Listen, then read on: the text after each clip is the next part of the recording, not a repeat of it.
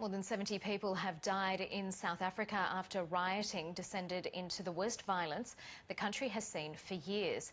In Durban, a baby was thrown from a building that had been set on fire.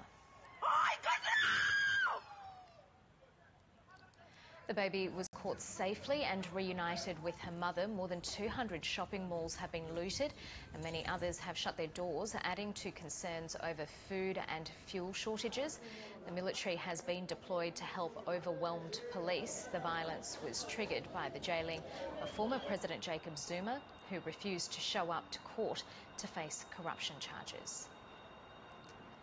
Steve Miller is the Chief Executive of Save the Children South Africa, and he joins me now from Johannesburg. Steve Miller, thank you so much for your time. How disturbing are these developments in South Africa? A teenager is dead and a baby has had to be thrown to safety. Hi, Karina. Thanks for having me. It's a very grim situation in South Africa at the moment. Most of us are feeling quite numb. It's happened very quickly, bigger than we thought possible.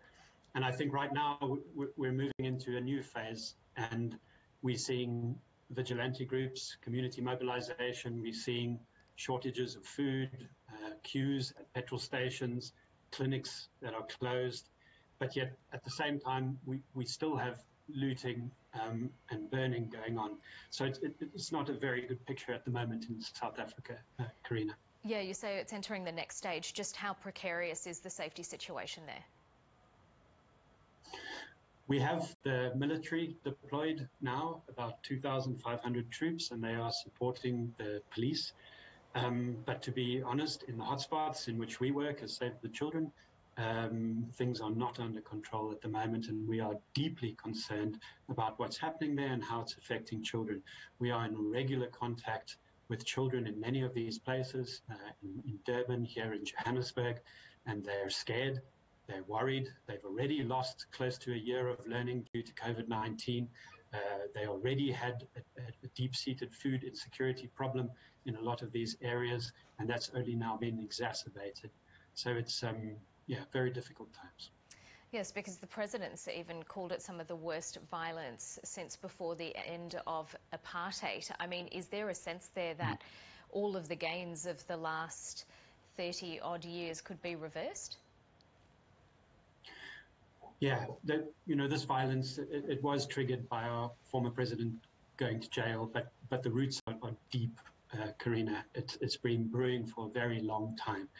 We will not address these issues of inequality and poverty until such point as all of our children have an opportunity to grow and thrive.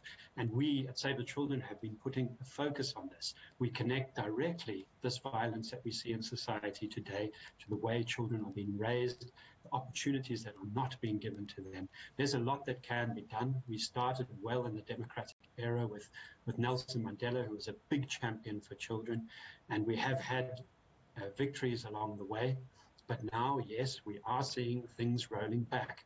We're concerned about the state of education. We're concerned about the extraordinarily high levels of violence against children in South Africa. And so there is this feeling that we're losing ground. But having said that there is hope. South Africa has done this again and again. We've pulled ourselves out of the fire. We know what to do. We have the plans, we have the people, we have the investment if we need it. We just need the right leadership to get us through this. And coordination of all the various actors, we can make this happen. Authorities have stopped short of declaring a state of emergency, but basic food supplies are running low. Where are the areas that are most in need? So Durban in KwaZulu-Natal, which is near to where all of this started, that, to our understanding, has been the hardest hit. We do have a Save the Children office there.